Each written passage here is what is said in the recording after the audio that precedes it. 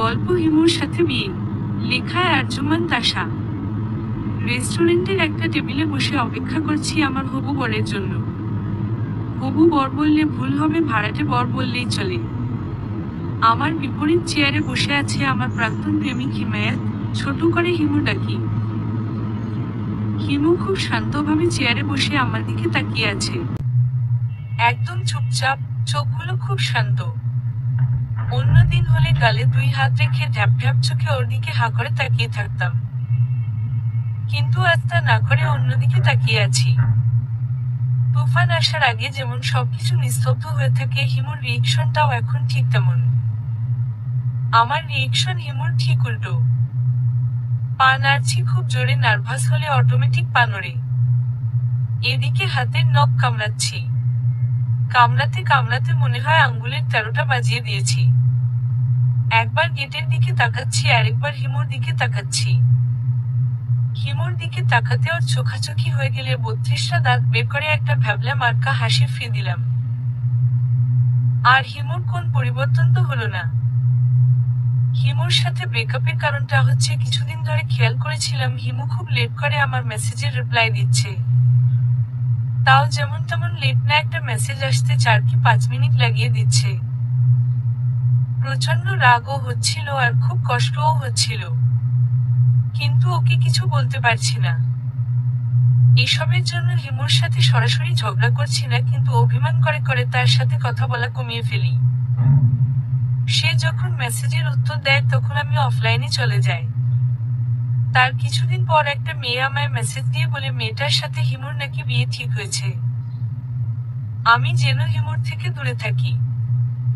এই মেসেজটা দেখে আমার পুরো পৃথিবী থমকে গিয়েছিল। কিছু বলার ভাষা আমি হারিয়ে ফেলেছিলাম তখন। মনে হচ্ছিল আমার বুকের উপর কেউ ছুরি দিয়ে আঘাত করে ক্ষতবিক্ষত করে দিচ্ছে। চোখ দিয়ে টপটপ করে অশ্রু গড়িয়ে গড়িয়ে পড়তে লাগলো। চোখের পানি যত মুছতেছি, চোখের পানির গতি আরো বেড়ে চলতেই লাগলো। কাঁদতে কাঁদতে হিচকি উঠে গেল। তার একটু পর হিমু আমায় কল দেয়। প্রথমবারে ধরলাম না কলটা। ওর প্রতি খুব ঘেন্না হতে লাগলো। মোবাইলটা একপাশে রেখে দিলাম। আবারও মোবাইলের রিং বেজে উঠল। এবার আর ইগনোর করতে পারলাম না। গলাটা স্বাভাবিক করে অনেক কষ্টে হেলো বললাম, কেমন আছো? ভালো। হুমম। কি রাগ করে আছো? প্রতিদিন আগের মতো করে কথা হয় না বলে তাই? হিমু যখন এসব কথা বলছে তখন আমি এক হাত দিয়ে মুখ চেপে ধরে নীরব কান্না করে চলছি। কান্না করলে আমার নিঃশ্বাস নিতে সমস্যা হয়ে যায়। তারপরেও কোন মতে না বললাম, কথাগুলো আটকে যাচ্ছে। কি ব্যাপার? অসুস্থ নাকি তুমি?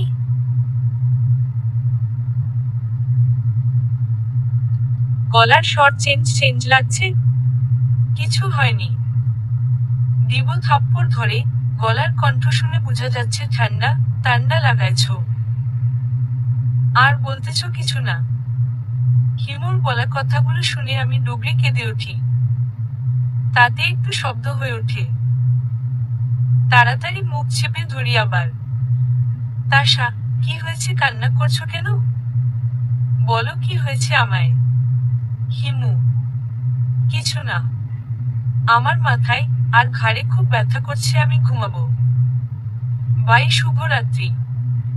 আমি, কি হয়েছে বলবে না তো? আচ্ছা, শুভরাত্রি। হিমু। আর কিছু না বলে লাইনটা আমি কেটে দিই। মোবাইলটা একদিকে ছুঁড়ে মারির আগে বসে এক হাতের উপর আরেক হাত দিয়ে মুখটা শক্ত করে চেপে ধরে কাঁদতে লাগলাম আর বলতে লাগলাম, হিমু তুমি আমাকে এভাবে কি করে ঠকাতে পারলে? কি করে? কান্না করতে করতে সে রাতে ঘুমিয়ে পড়ি। তারপর থেকে হিমুকে ইগনোর করতে লাগলাম। লাইনে থেকেও ওর মেসেজের কোন রেসপন্সই করতাম না। কল দিয়ে কথা বলতে চাইলে ইগনোর করতে লাগলাম। একদিন কল দিলে 2-3টা কথা বলে কেটে দিতে চাইলে একটা এক্সকিউজ দিয়ে তখন সে ধমক দিয়ে বলে ওঠে, কল কাটলে তোর খবর আছে আজকে। আগে তোর কি সমস্যা সেটা বল, তারপর তুই কল কেটে জাহান্নামে হলেও যা। তোর এসব এভয়েড আমি আর নিতে পারছি না। কিছু জিজ্ঞাসা করতে গেলেও বলিস না। আমি কোন ভুল করে থাকলে সেটা বল আমায়। এভাবে ইগনোর করার কোন মানে হয় না। ওর কথা শুনে নিজের অজান্তে চোখ বেয়ে পানি গড়িয়ে পড়ছে। প্রথমবার হিমু আমার উপর এত রাগ দেখিয়ে তুই তুই করে কথা বলছে। খুব কষ্টকর। কান্না থামিয়ে উত্তর দেই, আমার কিন্তু খুব রাগ হচ্ছে তাশা। কিছু না। আবার বলে কিছু না। সামনে থাকলে তুই আমার হাতে থাপ্পড়ই খেতি। আর কিছু? তাশা প্লিজ, কি হয়েছে বলো না। তুমি না আমার লক্ষ্মী। আমি চুপ করে রইলাম। কি বলো? আমার এঙ্গেজমেন্ট হয়ে গিয়েছে। খুব শীঘ্রই আমার বিয়ে। আমি চাই না এই রিলেশনটা আর কন্টিনিউ হোক। আমি। হিমু চুপ। আর এদিকে আমি চুপ। কোন রেসপন্স নেই দুজনের। আমি টিস্যু দিয়ে নাক মুছতে লাগলাম। আর হিমুর কোনটু শব্দ শুনতে পাচ্ছি না। একটু পর দীর্ঘ নিঃশ্বাস নিয়ে ওকে বলে কলটা কেটে দেয়। মুখের উপর কলটা কেটে দেওয়ায় আমার কষ্টটা আরো দ্বিগুণ হয়ে গেল। তারপর 2 দিন না সে আমায় মেসেজ দিল না, আমি ওকে মেসেজ দিলাম। খুব কষ্ট হচ্ছিল, কিন্তু তারপরে নিজেকে সামলিয়ে নিলাম। হঠাৎ করে হিমুর দেওয়া মেসেজ দেখে আমি আঁতকে উঠি। তোমার হবু বরের সাথে আমার মিট করিয়ে দাও। আমি দেখতে চাই সে কোন ভাগ্যবান ছেলে যার সাথে আমার এক্সের বিয়ে হচ্ছে। কি? কি বললে? আমি তোমার এক্স লাগি? এক্স শব্দটা শুনে কলিজাতে চেতো করে উঠল। খুব সহজে সে আমায় এক্স বানিয়ে ফেলল। এক্সই তো। 2 দিন পর তো অন্য কারো বউ হবে। বউ হবে কি? অর্ধেক বউ তো হয়ে গেলে। হ্যাঁ, সেটাই আমি তো বলেই গিয়েছি।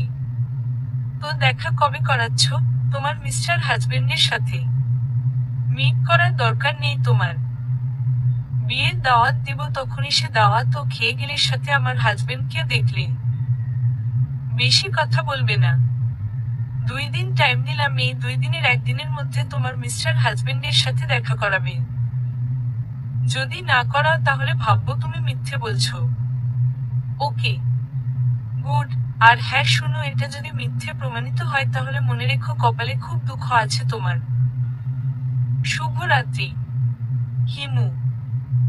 হিমুর হুমকি শুনে একদিকে প্রচন্ড রাগ হচ্ছে, অন্যদিকে ভয় কলিজার পানি শুকিয়ে যাচ্ছিল। বিয়েই তো ঠিক হয়নি, বর পাবো কই আমি? রাগের ঠেলায় তো আমি ওকে মিথ্যে বলে দিয়েছিলাম মুখ ফসকে। 2 দিনের মাথায় বর কই পাবো? আল্লাহ আল্লাহ, তুমি ভালো জানো আমার কপালে কি রেখেছ। কেন যে সত্যিটা না বলে মিথ্যে বলতে গেলাম। এখন খেলা সামলা। ফেবুতে নিউজফিডে একবার নিচে নামছি, আবার উপরে উঠছি।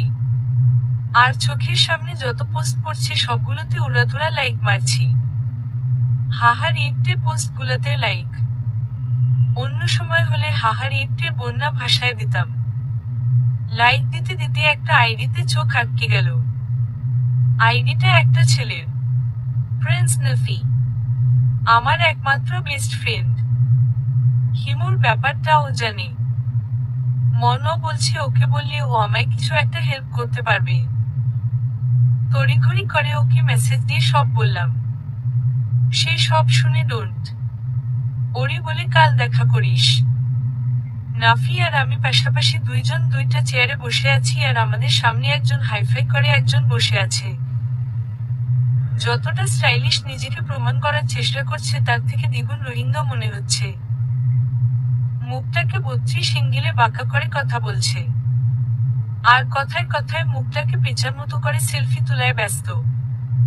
এসব দেখে আমি নাফির দিকে অসহায় দৃষ্টিতে তাকিয়ে আছি। নাফিকে একটু কাছে টেনে তার কানে ফিসফিস করে বলতে লাগলাম, ওরে হাদারাম, এটা কারে ধরে আনলি তুই? বেটারে দেখ কত বড় প্রতিবন্ধী। একে নিয়ে যদি হিমুর সামনে যায়, 2 সেকেন্ডও লাগবে না বুঝতে এটা আমার হবু বর না সেটা। দেখ তাশা, চাইলে তো আমি যেতে পারতাম, কিন্তু হিমু তো জানে তুষির সাথে আমার রিলেশনের কথা। আর তাছাড়া হিমু তো আমায় খুব ভালো করেও চিনি। নাফি, এর থেকে ভালো আইটেম কি আর পেলি না তুই? দুই হাত দিয়ে মাথাটা চেপে ধরে বললাম নাফিকে, যে করে হোক হিমুকে বিশ্বাস করাতেই হবে। আল্লাহর সহায় হও তুমি। শোন, ও তো থিয়েটারে কাজ করে, ম্যানেজ করে নিতে পারবে ঠিক। আস্থা রাখো একটু, নাফি। হিমু যদি বুঝতে পারে আমার আস্থা রাখবে না বলে দিলাম। কিচ্ছু হবে না, ট্রাস্ট মি। নাফি আর আমরা দুজন মিলে মজনুকে বুঝিয়ে দিচ্ছি হিমুর সামনে কি করে কথা বলতে হবে আর কি বলবে। সে এক লাইন ঠিক বললে 5 লাইন ভুল বলছে। টেনশনে লাচ্ছি খেয়ে নিলাম 7-8টা, এমনিতে হলে একটাও গলা দিয়ে নামাতো না। টেনশনের ঠেলায় লাচ্ছিও পেটে চালান করে দিলাম।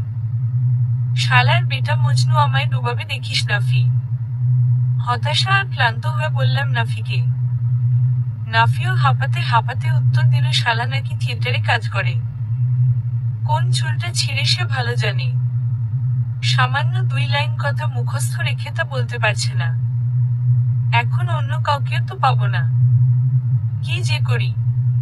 উফ অফ, বড় ফাঁসা ফেসেছিস রে তাসারানি। কোন দুঃখে যে সত্যিটা না বলে মিথ্যের আশ্রয় নিতে গেলি। সত্য তুই সাহস না দিয়ে আরো ভয় দেখাস। আমি হেই ম্যান, আমার এক্ষুন কি করতে হবে? মজনু। মজনুর কথা শুনে আমার আর নাফির মাথায় হাত। এই কথা শুনে না জানি এই পোলাডারে কোন পিটানিটা দেয়। আমার প্রয়োজন একজন গম্ভীর টাইপের ছেলে, যার কিনা পার্সোনালিটি আছে, যার কথা শুনলে মনে হবে হ্যাঁ এটা আমার ফিউন্সি। মাথার চুল ছিঁড়তে ইচ্ছে করছে, কোন উপায় না পেয়ে হাতের নখ কামড়াচ্ছি। তখনই নাফি ফোনে কল আসে। সে কানে ব্লুটুথ লাগিয়ে কথা বলছে।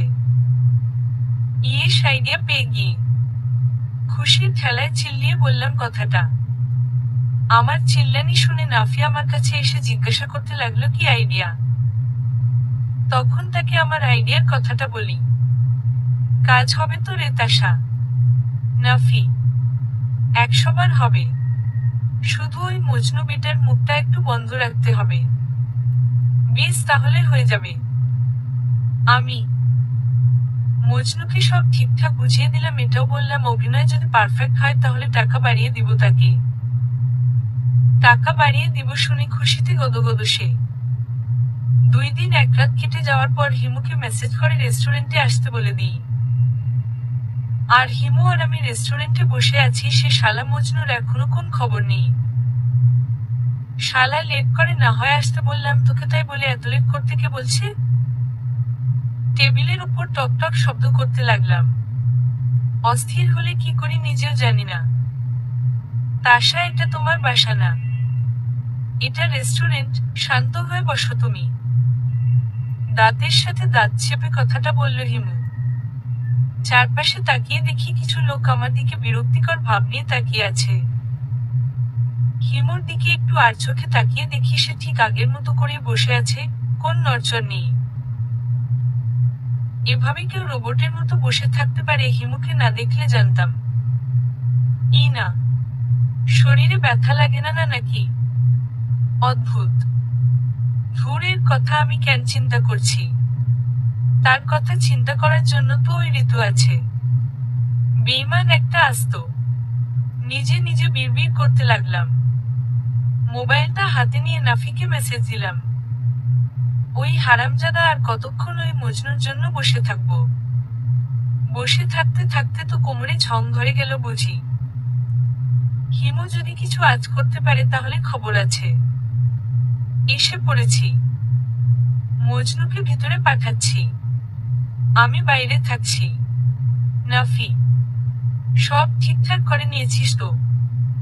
আর মজনুকে একটু ভদ্রভাবে আসতে শিখিয়ে দে, শুরুতে যেন গন্ডগোল পাকিয়ে না দেয়। আমি চিন্তা করিস না, সব ঠিকঠাক। নাফি। মজনু অনেকটা হেলেথুলে হেঁটে আসছে। ওর হাঁটা দেখে উড়োনায় কামড় বসিয়ে উড়োনাটা টানতে লাগলাম আর হিমুর দিকে তাকালাম। না, তার কোন পরিবর্তন হলো না। সে স্ট্যাচুর মতো বসে আছে। মজনু আঁকাবাঁকা করে উপরের দিকে তাকিয়ে হাঁটতে গিয়ে সামনে সিঁড়ির সাথে হুঁচট খেয়ে পড়ে পড়ে অবস্থা। মনে হচ্ছে মুজন না, আমার সব প্ল্যান হোঁচট খাচ্ছে। উড়োনাটা কামড় দিয়ে শক্ত করে ধরে রইলাম। আর মনে মনে দোয়া ইউনুস পড়তে লাগলাম। মজনু এসে আমার পাশে দাঁড়ালো। একটু তাকে ভালো করে পর্যবেক্ষণ করলাম। মোটামুটি সব ঠিকঠাক আছে। যেভাবে শিখিয়ে দিয়েছি সেভাবে করতে পারলেই হলো। মজনু মোবাইলটা হাতে নিয়ে কি যেন করে তারপর পকেটে ঢুকিয়ে নিল। Sorry for late. Majnu, it's okay. ভ্যাবলা মার্কা হাসি ফ্রি আমার। Please sit down. হিমু, ধন্যবাদ। মজনু, আমি হিমু। আমি আবিদ। মজনু, কথা বলে ভালো লাগলো। হিমু, জি আমারও। মজনু, মজনুর কথা শুনে খুশিতে লুঙ্গি ডান্স দিতে মন চাচ্ছে। হিমু বিশ্বাস করছে। ইস, একটু করে চেয়ারটাকে হেলিয়ে বাইরে নাফিকে বুড়ো আঙ্গুল দেখিয়ে বুঝালাম কাজ হচ্ছে। নাফি দূর থেকে যা বলছে মজনু সে কথাগুলো অনুসরণ করে হিমুকে বলছে। মজনুর কানে একটা ব্লুটুথ লাগানো। সে নাফিকে কল দিয়ে ফোনটা পকেটে রেখে দিয়েছে। আর হিমুও কিছু বুঝতে পারছে না। হিমুকে বোকা বানিয়ে একরকম পিশাচিনি আনন্দ অনুভব করছি। বেটা আমাকে ঠকানো তাই না? মজা বুঝো এবার তুমি। আচ্ছা আমরা কি একটু আলাদা কথা বলতে পারি? হিমু। হিমুর কথা শুনে মুখের মধ্যে থাকা জোশগুলা হুট করে মুখের বাইরে চলে এলো। সেরেছি কেলোরকীর্তি হবে এবার। মজনুকে ইশারা করে বুঝাচ্ছি যাতে না যায়। কিন্তু কে শুনি কার কথা? হোয়াই নট করতে করতে উঠে দাঁড়ালো সে। আমি দাঁত দিয়ে নখ কামড়াতে লাগলাম। তাহলে প্লিজ আমরা একটু ওইদিকে গিয়ে কথা বলি। হিমু, শিউর। মজনু। হিমু চোখে মুখে এক রহস্যের চাপ রেখে মজনুর কাঁধে হাত দিয়ে তাকে নিয়ে বের হয়ে গেল রেস্টুরেন্ট থেকে। আর আমি আহাম্মকের মতে বসে বসে সব দেখছি।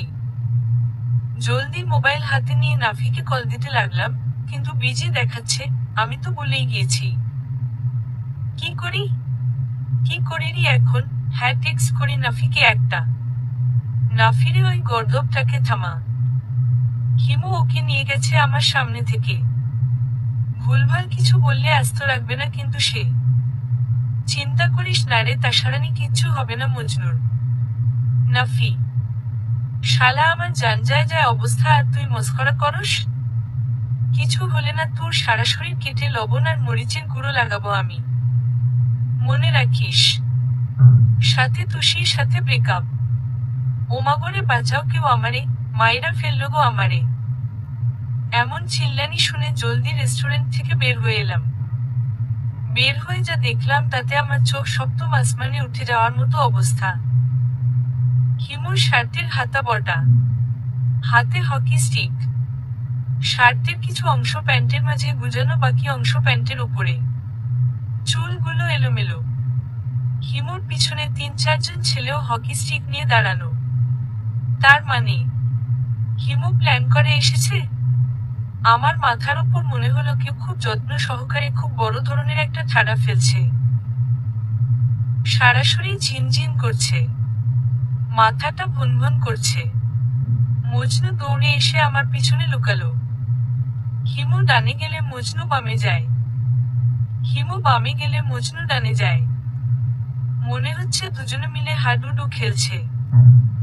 কানে ধরতেছি এই, এমন কাম আমি আর জীবনে করতাম না ভাইজান, এবারে লাহান মাফ কইরা দেন, কানে ধরতেছি গো। ম্যাডাম ভাইজান রে কর নাকে, আপনার কথায় আমি আপনার বরের অভিনয় করতে আইছি। মজনুর কথা শুনে ইচ্ছে করছিল মাটি 2 ভাগ করে তার মধ্যে মজনুরে ঢুকায় দিই। মজনুর দিকে রাগী চোখে তাকিয়ে হিমুর হাতে থাকা স্টিকটা এবার আমি নিয়ে মজনুরে পিঠাইতে লাগলাম।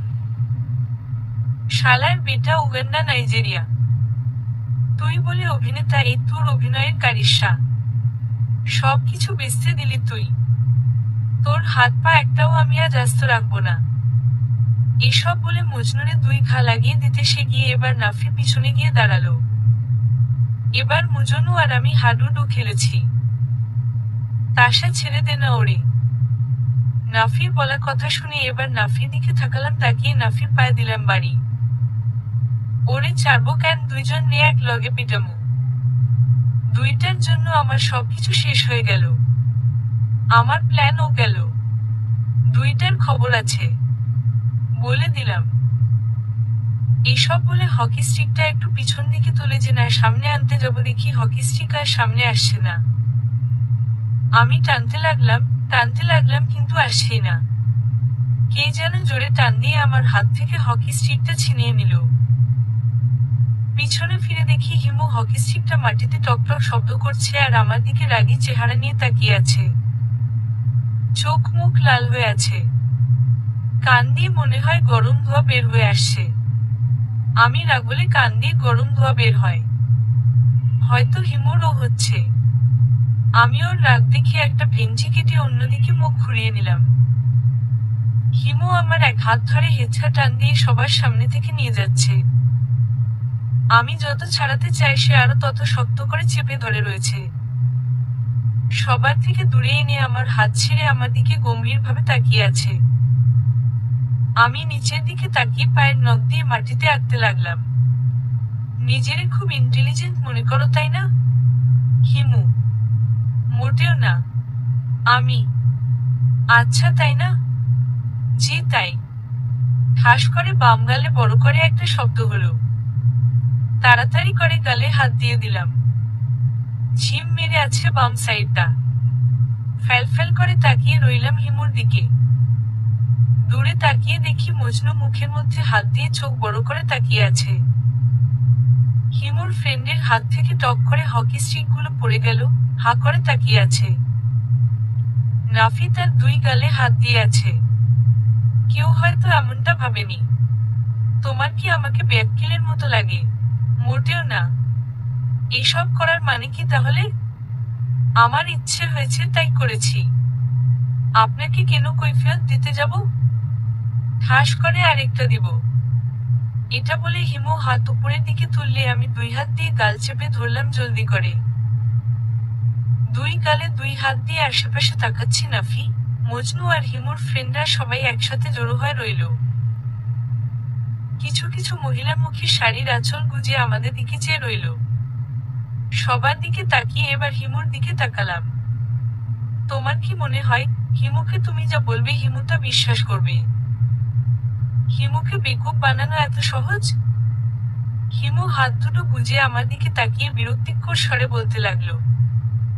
আমি এখনো গালে হাত দিয়ে ওর কথাগুলো শুনছি। তোমার এই মিথ্যে বলা, মিথ্যে বর সাজিয়ে আমার সামনে উপস্থাপন করা, এগুলা কি আমি বুঝবো না ভেবেছ? তাশা, আমি তোমার চোখ, মুখ, গলার কণ্ঠস্বর শুনে বুঝতে পারি তোমার কি হয়েছে। তারপরেও আমি তোমার থেকে জিজ্ঞাসা করি, আমি চাই মুখ ফুটে তুমি তোমার মনে থাকা রাগ, অভিমানের কথাগুলো আমায় বলো। কিন্তু না, তুমি কি করো? চুপ করে গাল ফুলিয়ে বসে থেকে আমায় ইগনোর করো। হিমু কথাগুলো বলছে আর আমি মাথা নিচু করে টুকটুক করে চোখের পানি ফেলছি আর নাক টানছি। এই মেয়ে একদম কাঁদবে না। কাঁদলে আরেকটা দিব থাপ্পড়। হিমু, সমস্যা কি আপনার এভাবে ধমক দিচ্ছেন কেন? আইছে আমার বুঝদার মানুষ, এতই যদি বুঝদার হয়ে থাকতেন তাহলে খুব ভালো করেই জানতেন তাশা হিমুর সাথে অন্য মেয়েকে ভাবতে পারে না। হিমুকে কতটা ভালোবাসে।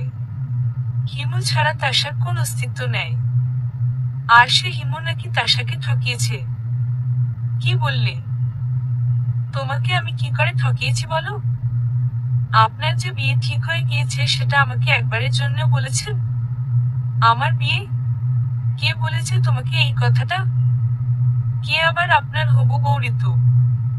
তাশা থাপ্পড় চিনো তুমি? না চিনার কি আছে, একটু আগেই তো খেলাম। উফ অফ। চুপ থাকো তুমি, চোরের মায়ের বড় গলা। এই খবরদার একদম চোর বলবেন না। চোর আমি নাকি আপনি? হ্যাঁ। একটা আঙ্গুল হিমুর দিকে তাক করে ধরে রইলাম। নিজেই তো আমার থেকে লুকিয়েছেন সত্যটা আর আমাকেই চোর বলছেন। যেখানে দাঁড়িয়েছিলে সেখানেই দাঁড়িয়ে থাকো চুপ করে ভদ্র মেয়ের মতো। হিমু, চুপ করে থাকবো কেন আমি? এই, আমার থেকে জিজ্ঞাসা করার প্রয়োজন বোধ মনে করনি।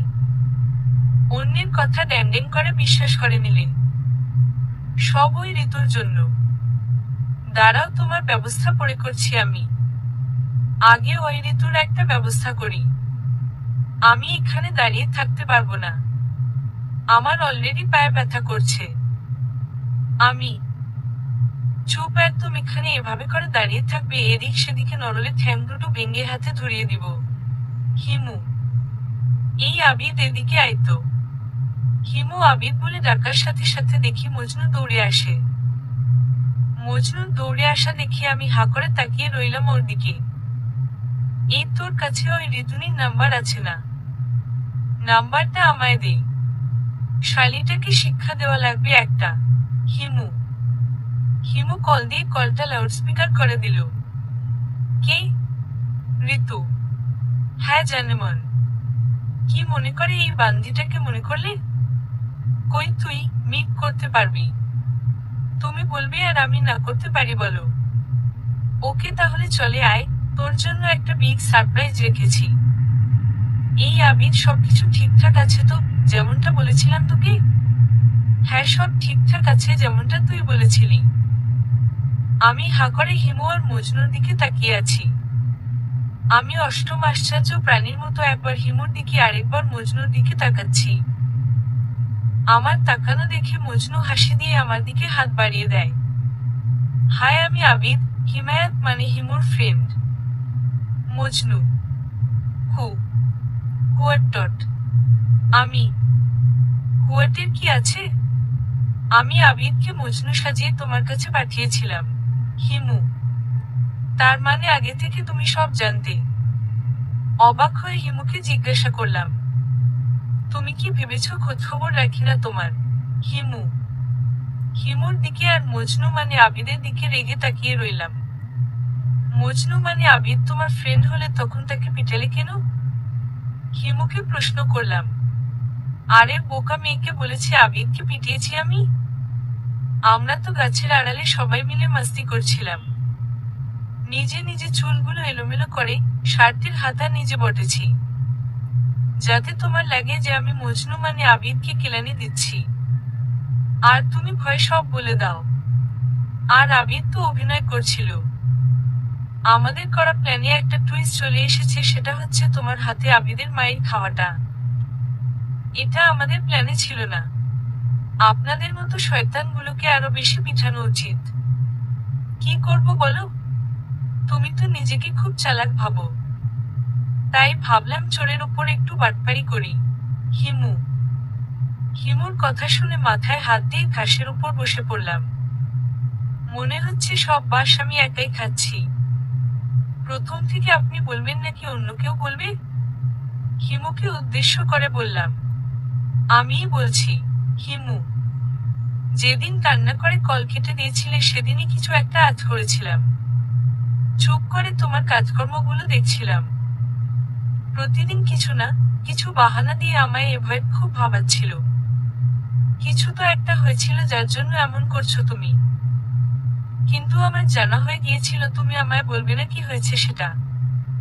তুমি নিজে ভিতরে ভিতরে জ্বলে পড়বে, আর উপরে এমন বিহেভ করো যেন কিছুই হয়নি। অনেক চিন্তা ভাবনা করে নাফির সাথে কথা বলি। কারণ আমি জানি তোমার সব পেটের খবর একমাত্র তুমি নাফিকে বলতে যাও। নাফির সাথে কথা বলে শেষ করে তোমাকে কল দিই। সোজা আঙ্গুলে ঘি যে উঠবে না তা খুব ভালো করে জানা হয়ে গিয়েছিল, তাই আঙুলটা একটু বাঁকা করলাম। তাতে কি করলে গড়গড় করে মিথ্যে বলে দিলে আমায়?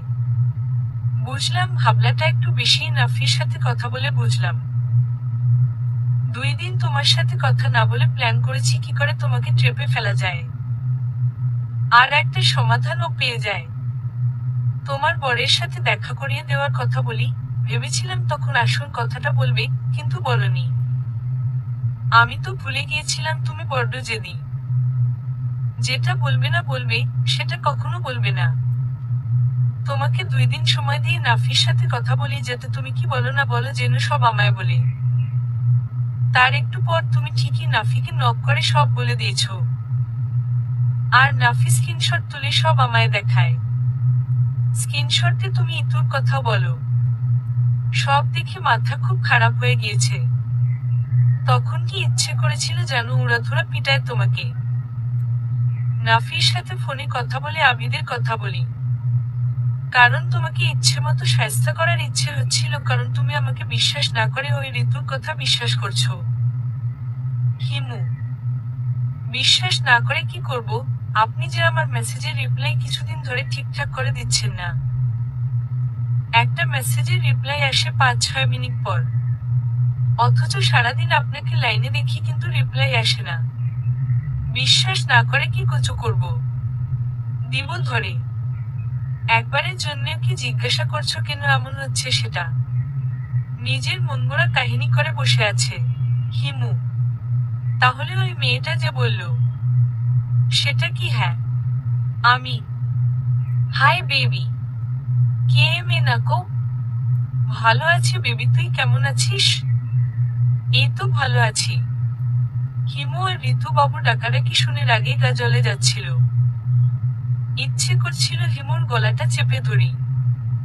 রাগে ফুঁসছি, তারপরে চুপ করে দুইটার কথোপকথন শুনছি। তা বাবু সোনা, তুমি আমার তাসারানীকে মেসেজে কি বলেছিলে? আপনার সাথে আমার বিয়ে ঠিক হয়ে আছে। কি করব বলো, সে তো তোমার আর আমার মাঝে কাটা হয়ে রয়েছে তাই বলেছি। ঋতু: তাই বুঝি? হিমু: হ্যাঁ। তা বাবু সোনা, তুমি কি জানো তোমায় কি সারপ্রাইজ দেওয়ার জন্য ডেকেছি? হিমু: জানার জন্যই তো এলাম বাবু। ঋতু: ওকে, সারপ্রাইজটা হলো এটা, আমি আর তাসা আজকে বিয়ে করছি। সাক্ষী হিসেবে তোমাকে রেখেছি বাবু সোনা। হিমু: কি হহ বলে আমি চিল্লিয়ে উঠলাম। এই তুমি একদম চুপ থাকো, ধমক দিয়ে বলে উঠল হিমু। বাবু সোনা, তোমায় একটা কথা ক্লিয়ার করে বলে দিই, আমি একমাত্র শুধু তাসাকে ভালোবাসি। আর আজকেই আমরা বিয়ে করছি। I love you Himu. Trust me, তাসার থেকে আমি তোমায় বেশি ভালোবাসবো। ঋতু: তোমার ভালোবাসা সম্পর্কে সবার ধারণা আছে। কাপড়ের মতো লাভার চেঞ্জ করো। তাসার থেকে বেশি ভালোবাসবে এমন কাউকে আমার দরকার নেই। হিমু: তুমি কিন্তু আমায় অপমান করছো হিমু। ওই 2 টাকার মেয়েটার জন্য আমায় অপমান করছো, এর ফল ভালো হবে না বলে দিলাম। ঋতু: আগে নিজের কথাটা চিন্তা কর তুই। এই আবিদ বাবুসোনাকে ওই ফানি ভিডিওটা একটু দেখাতো। বাবুসোনা একটু দেখুক ভিডিওটা কেমন হয়েছে। আবিদ তার মোবাইলটা বের করে ঋতুর সামনে ধরল। ঋতু হা করে ভিডিওটার দিকে তাকিয়ে আছে আর বারবার হাত দিয়ে কপালের গাম মুছতে লাগলো। আরো আছে দেখবা ঋতু সোনা? আবিদ: একটু এদিক সেদিকে হলে কিন্তু তোর মা বাবার হাতে যাবে ভিডিওটা। তারাও দেখবে তাদের মেয়ে কি করে ছেলেদের ট্রেপে ফেলে তাদের ব্ল্যাকমেইল করছে, আর তাদের টাকা মেরে দিচ্ছে। পুলিশের হাতেও যেতে পারে, তারপর জেলের ভাতও খেতে পারো। হিমু: নেটে ভাইরালও হতে পারে। কি বলিস হিমু? আবিদ হিমুকে লক্ষ্য করে কথাটা বলে। হ্যাঁ, ঠিকই বলেছিস। সো ঋতু বেবি, চুপচাপ থাক, না হলে জানিস এই হিমায়াত কি কি করতে পারে আর কতটা নিচে নামতে পারে। ঋতুকে উদ্দেশ্য করে বলতে থাকে হিমু। বাই দ্য ওয়ে, সব রেডি তো আবিদ, নাফি? হিমু: হ্যাঁ, সব রেডি। নাফি: লক্ষ্মী চলো বিসমিল্লাহ বলে বিয়েটা করে ফেলি। হিমু: হে হে, মজা করছো তাই না আমার সাথে তুমি হিমু? ভ্যাবলা মার্কা হাসি দিয়ে হিমুকে জিজ্ঞাসা করলাম। মজা করছি মনে হচ্ছে তোমার লক্ষ্মীটা। অনেকটা আদুরে গলায় বলল হিমু কথাটা। হে হে, তুমি আমাকে কথা দিয়েছিলে ফ্যামিলিকে রাজি করিয়ে তারপর বিয়ে। হ্যাঁ, তা তো রাজি করিয়েছি কবে। শুধু বিয়ে করে নিয়ে তাদের থেকে দোয়া চাইবো বেশ। আমার বিশ্বাস হয় না। আমি বিশ্বাস করা না করা তোমার ব্যাপার, বিয়ে আমাদের আজকে হবে আর এক্ষুনি। হিমু: মগের মুল্লুক নাকি বিয়ে করতাম না আমি? বিয়ে তুমি না তোমার বাপ সব করবে। হিমু: আমার বাপ অলরেডি আমার মারে বিয়ে করছে, দ্বিতীয় আরেকটা বিয়ে করার সাহস নাই তার। আমি। লক্ষ্মীতে জোকসটা ভালো ছিল কিন্তু হাসি পাইল না। যত যাই বলো বিয়ে তো আজকেই করতে হবে। হিমু। আমি বিয়ে টিয়ে করব না। আমি। আরে তোমাকে বিয়ে করতে বলি, বিয়ে তো করব আমি। তুমি শুধু একটু হেল্প করবে এই আর কি। হিমু। একদমই না, আমি বাসায় যাব। এই বলে আমি আসার জন্য হাঁটা দিলে হিমু আমাকে পাজারি খোলা করে কোলে তুলে নিল। ছাড়ো বলছি, নইলে আমি চিল্লাবো। হিমুর কোলে ধস্তাধস্তি করতে লাগলাম। তাসারানি যত যা খুশি, যা ইচ্ছে সব করো, বিয়ে তো আজ আমিই করব। এই গাড়ি বের কর। হিমু তার এক ফ্রেন্ডকে লক্ষ্য করে বলল। মুখে কস্টিউম টেপ লাগিয়ে দিয়েছে যাতে চিল্লাতে না পারি। হাত দুটো বেঁধে রেখেছে। আমি ঘুমলাতে লাগলাম। আর বাঁধা হাত দিয়ে হিমুর পিঠে কিল দিতে লাগলাম। সরি লক্ষ্মীটি, তুমি যা করলে তারপর তোমার উপর এক বিন্দু আস্থা নেই আমার। আজকের পর থেকে তুমি আমার সাথে থাকবা। অনেক সহ্য করেছি তোমার বোকামিগুলো, এবার আমারগুলো সহ্য করবে। মনে মনে গলা ফাটিয়ে কান্না করতে লাগলাম। নিজের করা প্ল্যান নিজের উপর ভারী পড়ল। নাফিরে তোকে যদি একবার হাতে নাতে পায় তোর খবর আছে। বিয়ে করলে আম্মু আব্বুকে কি বলবো, তাদের কি করে মুখ দেখাবো আমি। ভাবতেই ভয়ে আত্মা শুকিয়ে মরুভূমি হয়ে যাচ্ছে। কাজী অফিসের কাজীর সামনে বসে আছি। কাজী সে কবে থেকে কবুল বলতে বলছে কিন্তু আমি বলবো না বলে শপথ পাক করেছি মনে মনে। আমার মুখ দিয়ে কথা বের না হওয়ার ফলে হিমু আমার কানে কানে এসে বলে, কবুল না বললে সমস্যা নেই। তুমি না বললে অন্য আরেকজন বলার জন্য আছে কিন্তু। তাকে বলতে দেরি হলে কবুল বলতে দেরি হবে না। বলবো নাকি তাকে? না, না বলছি কবুল আমি। কবুল কবুল কবুল। এক নিঃশ্বাসে বলে ফেললাম। কবুল। হিমু আমার কাণ্ড দেখে ঠোঁট বাঁকিয়ে হাসছে। সাথে বাকিরাও। সাক্ষী হিসেবে ঋতুকে নাফি আর আবিদ সাইন করে দিল। কংগ্রেস তাসারানি। নাফি শয়তানি হাসি দিয়ে বলতে লাগলে, আমি নাফির মাথার চুল টেনে ধরলাম।